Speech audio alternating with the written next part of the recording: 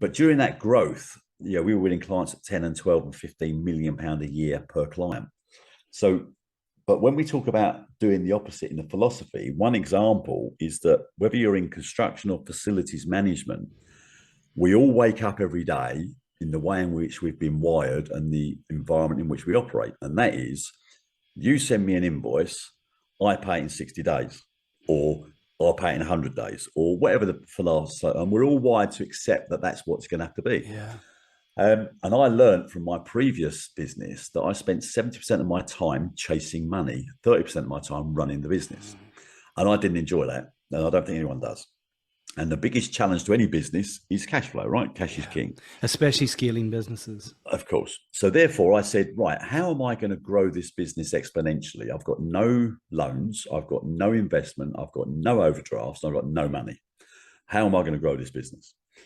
So I seriously sat down and thought about it and realized that I needed my clients to be my investors. So what I did was I refused to give them credit.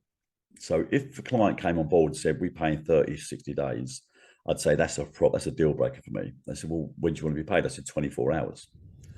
And they said, but we've only ever paid on 60 days. I said, yeah, but you've only ever had a bad service and you're trying to now correct that. And to correct that, you have to do things differently.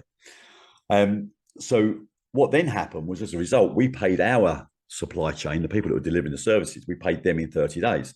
So I'm getting paid in 24 hours and I'm paying in 30 days. So I've got negative working capital, which essentially was my investment.